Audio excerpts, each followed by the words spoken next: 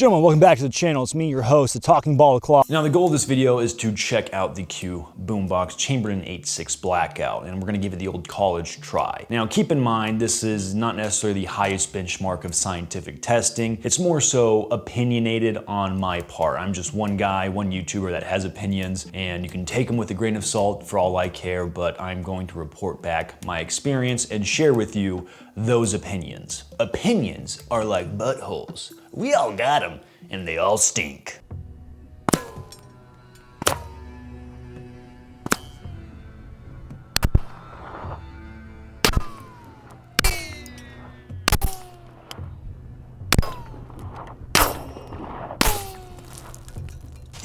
I think we got him. Gentlemen, today we're going over the Boombox from Q chambered in 8.6 Blackout. Now let's go check out the results on that ballistic dummy. The administrative results. Oh!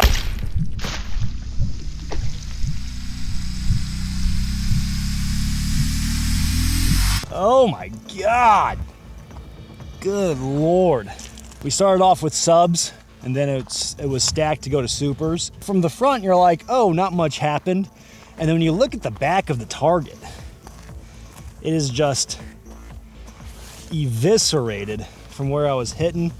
Did a headshot, absolutely worked. That is diabolical. All right, got some 235 grain supers in the gun.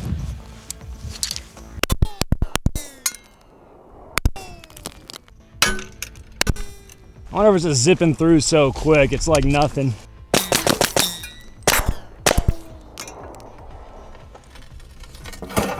Oh, I think he's still alive. Let's really finish this guy out. Wait. Uncanny. I cast 458 lot elephant gun. Oh my God.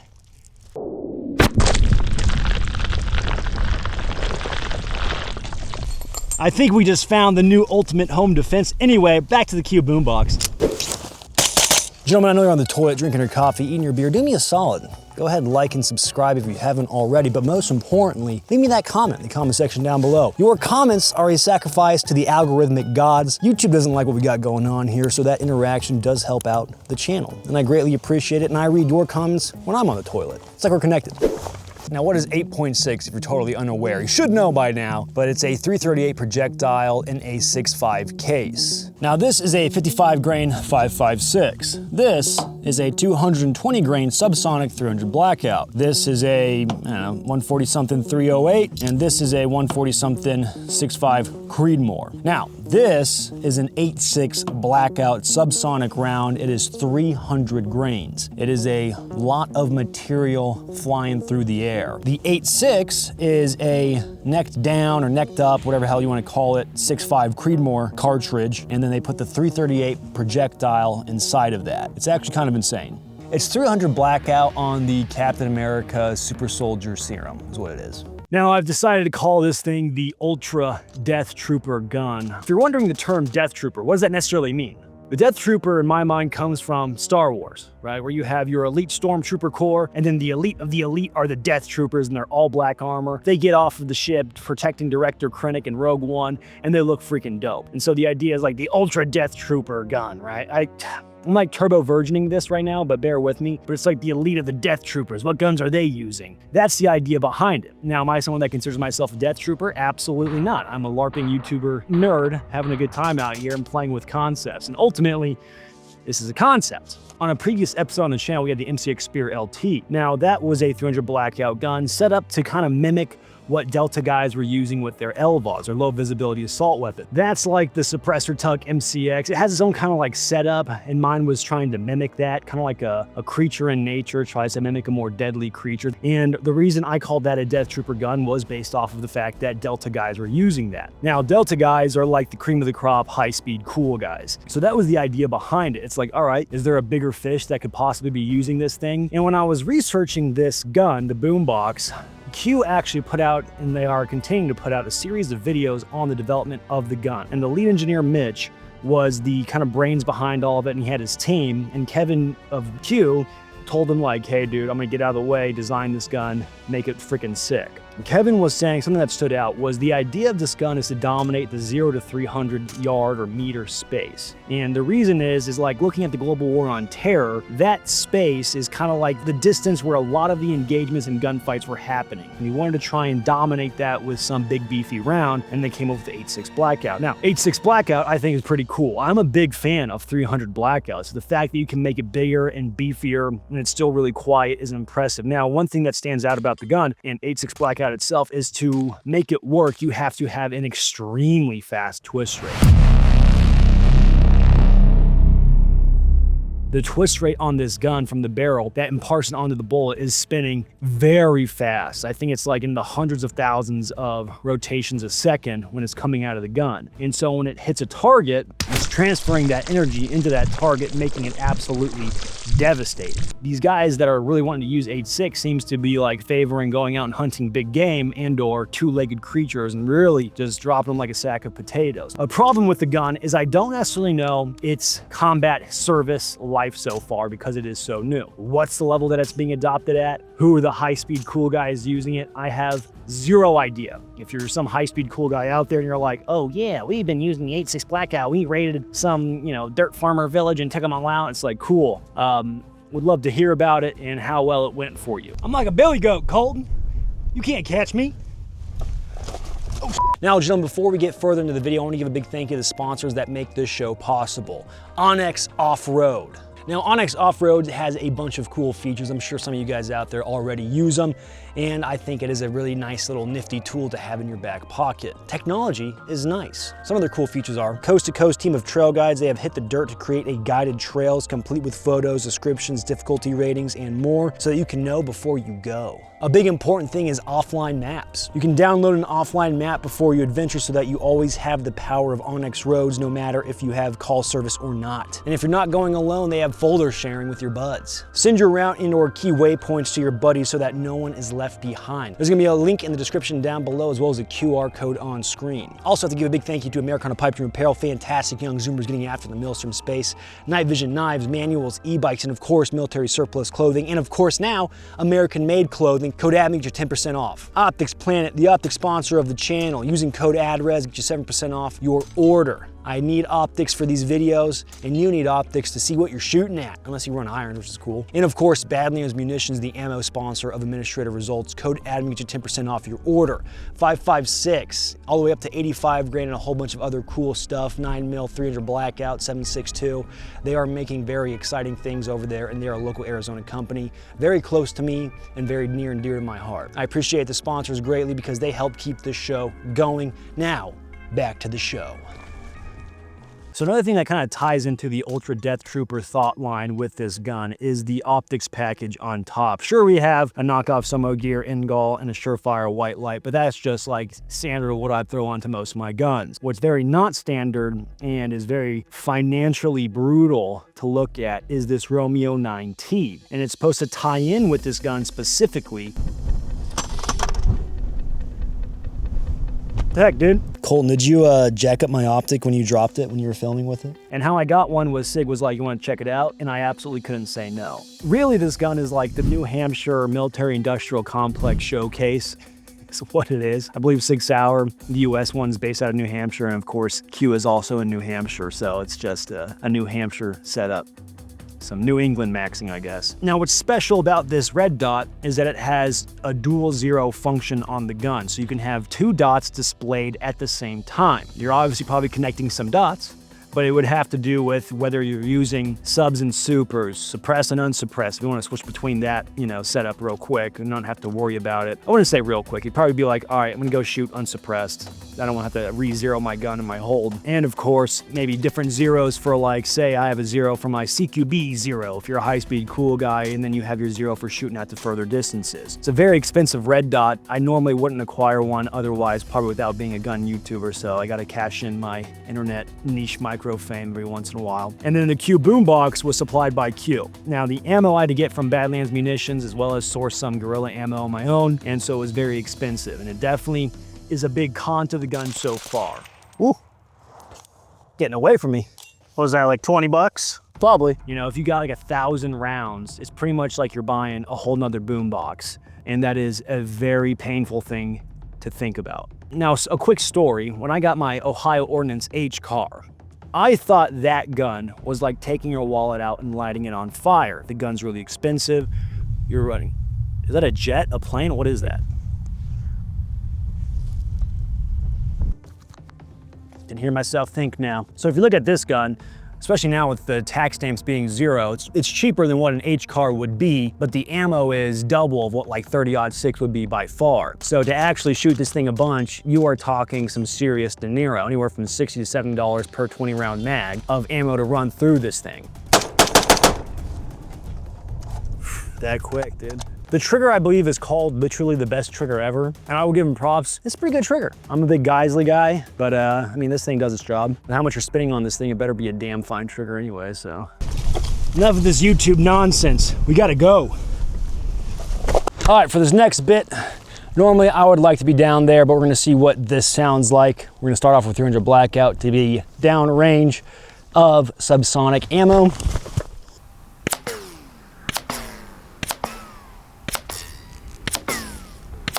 Hey Colton, how much do you trust me? You think I could get it right by the camera mic? Try it. Is it on the camera? Yeah, it's on the camera. All right, now let's do the 8.6. 8.6, 300 grain subs.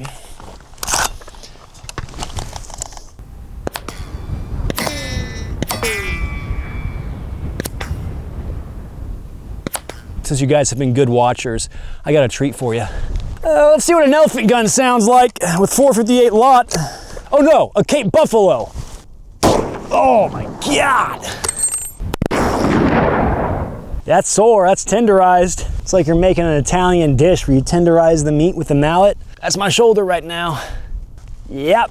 Let's back up. We got to talk about the elephant in the room, and that will be Q. Many of you guys are not fond of Q, and I can understand your reasons. Specifically, you guys don't like Kevin, the owner. If you take your emotions out of it, looking at the boombox, I became like kind of a big fan of it. Now on the channel before, we did the Honey Badger. And the Honey Badger I think is cool. The biggest standout thing is how compact of a 300 Blackout it is. And that whole program was to take on the MP5 and give guys a better option with 300 Blackout, more energy, in a more condensed package. And I think it's neat, I think it's cool, but it doesn't get me as excited as the potential of the boombox does. And there's some reasons to it. So if you take out the controversy of all that, you take out the price, objectively, I think this is a pretty cool gun. I think it is really interesting and exciting to see what they were able to pull off with this thing. I was watching their docu-series on it and the amount of work and engineering that went into this thing and all the small details that they were trying to dial in, and I was like, okay, I can appreciate that. And they know what they're doing, right? The gun is expensive. They're not trying to do a PSA move and hit the mass markets. It's a very curated, expensive thing, and it's gonna be for guys that have the money to run this thing, and they totally understand that. They know what they're biting themselves off with. It's a weird way to say taking a bite out of things, I guess. How's it gonna hold up over time, over rugged use and abuse? That's gonna be hard to say. Even myself, with how expensive ammo is, it makes actually truly just burning this thing down just a nightmare of logistics. The gun itself, I will say, is extremely aesthetically pleasing. From the outside, it looks like a regular AR-10, kind of like fancy. You're like, there's something about it, can't quite put your finger on it. But when you start to handle it and you start to shoot it, you're like, oh, okay, there's something a little bit special here to it. It's definitely like lighter than a Scar 17. It's only 12 inches. It's so lightweight and it's so wieldy with how beefy of a freaking round it is. Some supers. Even with the supers, it's still pretty manageable. It's kind of cool. Hey guys, welcome back to Administrative Results. It's kind of cool. I don't know if I could do it, dude. The ammo's so expensive.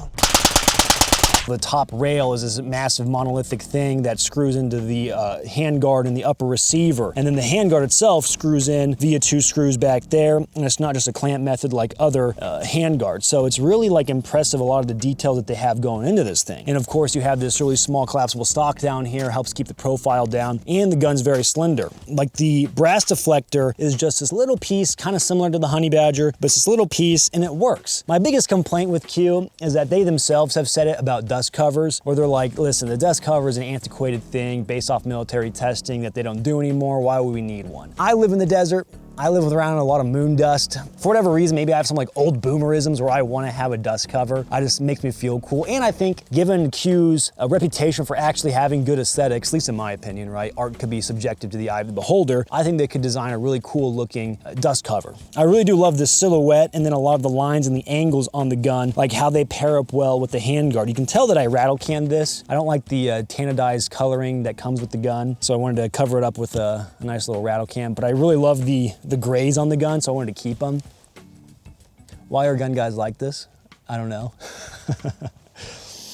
I think they did so much, like devil in the detail, particularly the charging handle setup back there, where they had to really dial in like how it was working in sense of latching on to the upper receiver, what kind of material it was latching into. They even added like a rubber buffer back there to the back of the charging handle. You can kind of see it. One thing that gets me really excited is the idea of the boombox, right? Some guys like Garanthan were calling it the ultimate PDW. I almost have a theory that it could be this ultimate kind of battle rifle in a sense. And bear with me with this thought process, but if it has the potential to be running 308 or 6.5 Creedmoor, you could potentially really start to open up this thing and get it even better to dominate that 0 to 300 meter space. I think the 8.6 is doing an excellent job, but in terms of economy of shooting 308 and 6.5 is much more forgiving on the wallet, and I think it would open up the door to a lot more people. And I think it'd be fun to actually throw some better glass on this thing with a 6.5 setup. If I'm going for the hypothetical two-legged threat, then I think that'd be a fun option to have. A lot of guys in high-speed units are running 6.5 Creedmoor rounds in their guns, so there is a precedence there already. The fact that it's working so far, right? Like that's really impressive. It's very elegant and sexy, and I do love the idea of that dominating space from 0 to 300 based off the aggregate of data. Now, of course, you're gonna have needs depending on what you're doing to shoot out further, and different platforms I think will excel at that. But if you're expecting to take those shots and dominate the 0 to 300, then this could be a really cool option, especially if there are different calibers on the table. I think I saw in their documentary they were shooting 308 out of a boombox, so I think it should be coming soon. I'm sure there's other barrels on the market, but what I'd like to see is Q offer those themselves. Last time I checked on their website, I wasn't necessarily seeing anything yet, so hopefully as that comes down the pipeline, that'll open the door to this and make it more enticing in that sense. One thing I was thinking about, if we kind of categorize this as a lightweight battle rifle, would be the potential for beefing this thing up. Maybe using a more traditional style stock. This could be like nails on a chalkboard to the guys at Q if you are watching this. I think this stock is really cool, but it does not inspire the most rugged confidence in me with it. With most materials on the market, stocks just aren't gonna be as robust as they used to be, you know, years ago when guys had wooden rifles. Like you can imagine yourself just absolutely beating a North Korean with it in the trenches of the frozen Chosin Valley with an M1 Garand. With this stock, it's probably gonna break if I run out of ammo and have to defend my foxhole from. Now, of course, we don't necessarily think about that stuff as much as it was probably thought about back in the day. Like, it's really cool with how lightweight it is, but you have a lot of wiggle room in terms of weight to play with and beef it up compared to the other guns trying to be battle rifles on the market. Now, could Q have any interest in beefing up those guns? I have no idea, to be honest, because it seems like they really do have a monopoly on very lightweight guns. Like, it's kind of like their bread and butter almost. Like, if I were to actually use this thing, yeah, potentially, you know, self-defense, defending my castle, and or just slaughtering invasive pigs wholesale like in Texas somewhere. That's where my mind goes for the more realistic, attainable aspect to it. Like, even if we got more into the autistic side of things of preparedness, you know, the SHTF crowd, trying to have any uniformity with the potential band of survivors that you'd be with all the guys running 8.6 would be very hard to pull off, because chances are you're also trying to be prepared on a budget, right? If you're like an individual and you have like a GDP of your own defense, how much of that can you allocate? And things start to really ramp up with these prices. All right, this next test is gonna be some variables, but I'm gonna explain it. What I'm gonna do is kick Colton off with this laser rangefinder. He's gonna start moving away from me. I'll be shooting this way. Now, we're kind of in this little mini valley of terrain where the sound could bounce off a certain way, but the goal is to see how these subsonic 8.6 blackouts dissipate over distance if you're shooting outgoing rounds.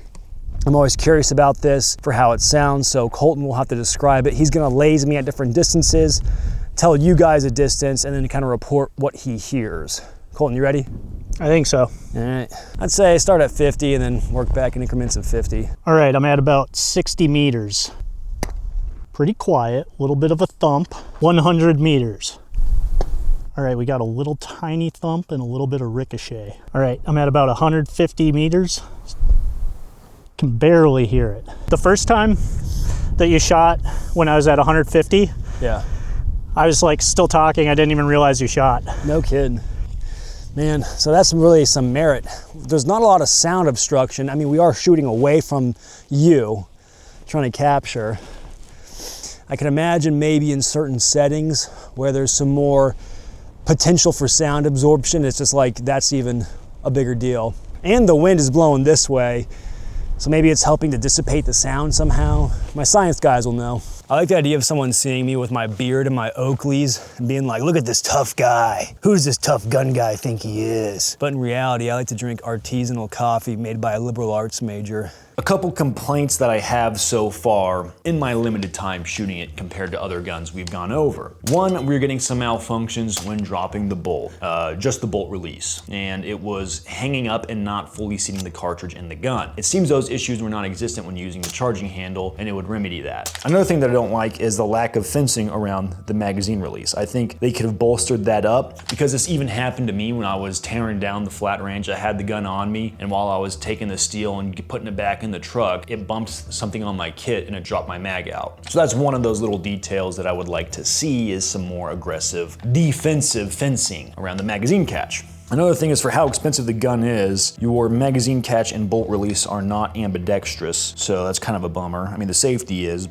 I like this thing, man. Now, one thing I think about when it comes to firearms is their pop culture presence, whether it's video games, TV, movies. The Boombox so far really has none of that. There's nothing that I can think of or saw where the Boombox was in any sort of media just yet. It would be kind of fun to see it like in a big video game where you have this lightweight gun that has this big honking cartridge and it does a lot of damage or something fun like that, and it's also really quiet. It'd be cool to see it in some TV and movie shows and how they can articulate that it's like this really quiet, heavy hitting gun. I think that'd be really cool. I think we're seeing a lot of cool technology come out with these drone rounds, with this other technology of the military industrial complex, like 30mm grenade launcher rifles, and like getting to see those implemented in video games and just how monstrous the effect would be really fun. I'm mainly talking about Battlefield 6. When I was at SHOT Show, I ran into some of the firearm devs from Battlefield 6, so that was really kind of fun. I got to chat with them about that, and I was like, where's the SCAR 17?